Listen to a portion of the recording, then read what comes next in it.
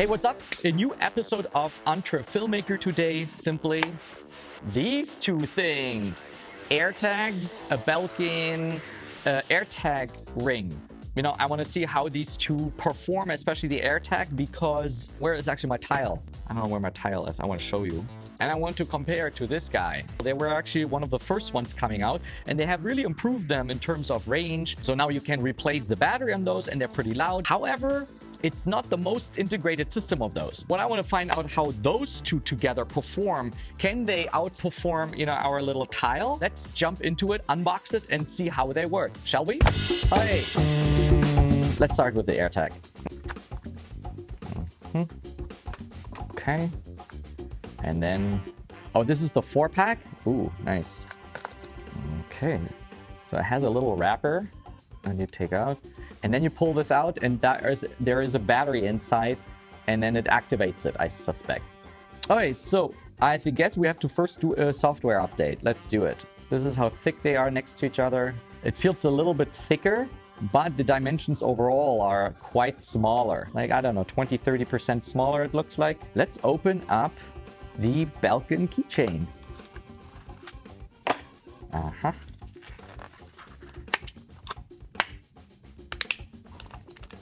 The main reason why I bought the Belkin keychain as opposed to Apple one, the Apple cheapest one is $29 and this one is just $12. Put it probably in here, lock it, and probably rotate it.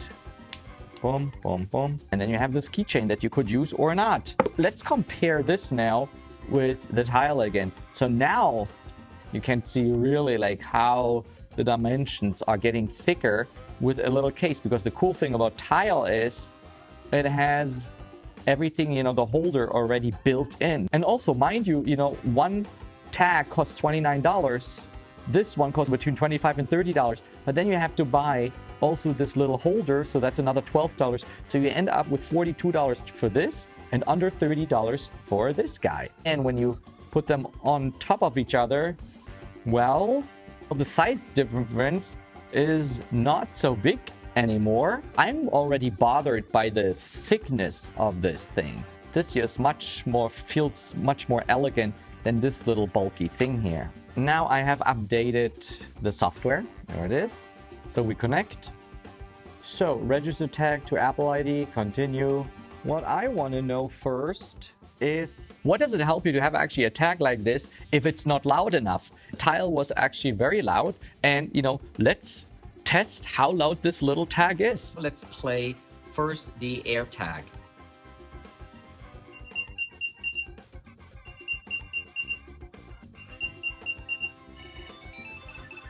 And this is a tile.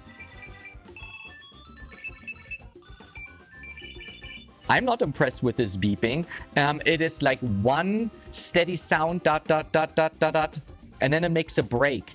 And it lasts for approximately 5 seconds. And then you have to hit the button again in order to play that sound. Now imagine you are on the first floor, the thing is on the second floor with your key, and it's maybe muffled in a bag, right? You wouldn't hear this really properly. This is just one sound frequency. And who knows if, there is kind of in the backpack some padding that will kind of swallow that specific frequency. And then every 5 seconds, you have to push the button in order to make that sound. Let's figure out how the visual cues on each app, how they work. For that, I will hide both in the house and see how each app gives me a visual representation in order to find either of the tags. Okay, let's go. To find the tag, and then on an iPhone 12 or 12 Pro Max like this one, you see this find button. And so this now connects basically to Bluetooth and gives you really a nice reading on where this little chip is, where the AirTag is. And now it found it. But the whole thing comes with a huge problem. It works well with iPhone 12 and iPhone 12 Pro, but it does not work really with iPhone 12 mini. And my suspicion is that a chip is missing that would connect actually to the AirTag. So let me show you on the iPhone 12 mini. And you see, it gives you only directions, not Find My. So I click on it, and all it does, it gives me a general sense where it is on a map. So that thing with kind of a hot-cold function does not work on any other phone than the 12 and the 12 Max Pro or the 11. Let's say I have lost actually my phone. Well, a tag or a tile is connected to the phone. Wouldn't it make sense when you have a connection that you would be able with one of those to find actually a phone? And that exists actually with tile. I hit this button on a tile twice. It makes the sound. And now I hear my phone and I can follow my cues, the sound. And here it is. And that I have not seen or heard that AirTag is able to do this at all. So what I want to test now is like how far these radios can actually transmit to the phone in order to still show you where this thing is with a Find My or with a hot cold function. Just outside, I want to see how far, how many feet you can actually go with the tag and how far can you go with a tile in order to figure out how far do they actually reach and connect still to the phone. Let's go outside. So let's get started with the tile. So let's turn it on. Signal's very strong, and let's walk away. Yeah, I'm substantially far away from it. So let's move near.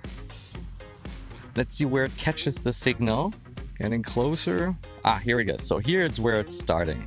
Great, let's turn it off and let's measure the distance. We add a point and then we are going and see how far it lasts.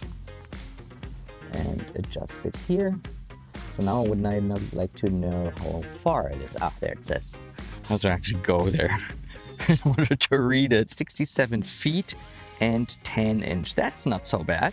Okay, so let's try it with the AirTag, how this holds up. So let's put the tag here and hit find nearby. So it's right here. Perfect. And so let's walk away. How many feet do we get till we lose actually connection? 30. And then here at 30, we lose already the spot. You know, it still has connection 40. Let's see if we go even further. And now it's gone. You know, those rings actually signal that there is something. If you're completely out of range, then you get such a thing like this here. Try moving around. So we're moving around. Here it is. So we're at 19 feet. So around 19 feet now, it kind of guides me in the right direction. And here it is. That was kind of straight line outside. That's quite easy. Let's see how it performs actually within the house. So we are here on the second floor and I want to hide the tile actually under a bed. So let's put it down here and cover it. So we are back in the kitchen. So let's have a look. So we're too far, obviously. Here it catches something. We're quite away. So it's obviously above us. So we go here, right? You know, where the bed is, so it finds it, gives us not the correct direction, obviously, but we know, you know, we would play now a sound and it plays it once.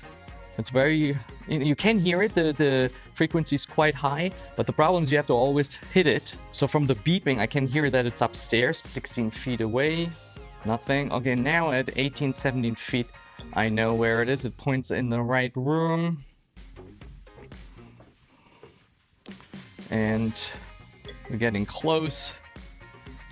And here it is. So let's do the same with the tile. Put this right here.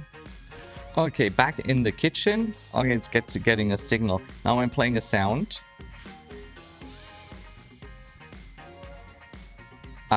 Now I hear it. And the good thing is it's playing the whole time.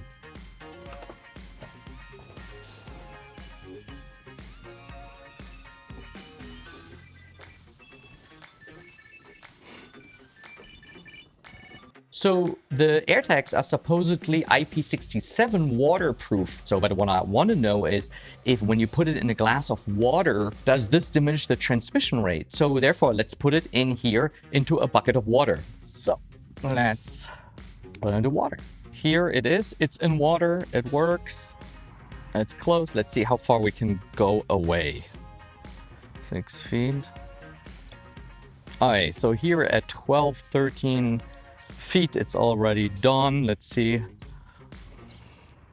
where it stops. 22 feet. Oh, yeah, now it's gone. So let's walk forward and see what happens when we get closer, when it kind of figures out a signal. Nothing. Oh, we're quite close now. I mean, it picks something up. 4 feet, 3 feet, okay. So in conclusion, I have a bunch of pros, but also a lot of cons. To sum it up kind of one by one, pros and cons, and then I give you my verdict at the end. So I think it's super easy to set up. That's what we kind of expect from Apple. I like that it's integrated with the Find My apps, not, different apps that you need to switch back like you have to do in the Tile app. The speaker is surprisingly loud. You can hear it actually from afar. The lost mode thing has like real potential because, there's so many iPhones around and I wasn't able to test it as of yet. The iPhones need to be updated in order for every iPhone to, talk to the AirTags. I want to test this separately. I like that it's waterproof, There could be like a lot of applications that you want a tag like this that you could put on a surfboard or on your goggles or whatever. Let's get to the cons. Apple, what did you do? It is, for me, too big. It's too thick. If you leave it in a suitcase or in your bike, it doesn't matter. But if you have it on your keychain, the beep sound is loud, but it has only a very narrow audio sound frequency. And with the Tile, it has a whole melody and a bunch of different frequencies. The worst thing about the beeping is 5 seconds. I have to click every single time. Dude, I'm busy with finding that for key features like precision finding, the hot cold function. Just a handful of iPhones can do this. Even my new iPhone 12 mini can't do this. Really, the deal breaker of all of this is I cannot find my iPhone with it. You know how often that happens to me? About 50% I lose my keychain and the other 50% I lose my iPhone. I hope that can be maybe updated through software update. There is no button here. So I think I will keep them for one and only reason. Anything that can be lost over long distances. This goes into my bike, luggage, into my bags, and Tile, where are you? Tile is really good for anything that's in a range of 50 feet, and Tile will make it into my wallet, keychain, what else? I wish there would be a thing that kind of merges the two. If you find this helpful, I would be ever so appreciative if you would subscribe, ring the bell. Thank you so much for watching, and I'll see you in my next episode. Ciao, ciao.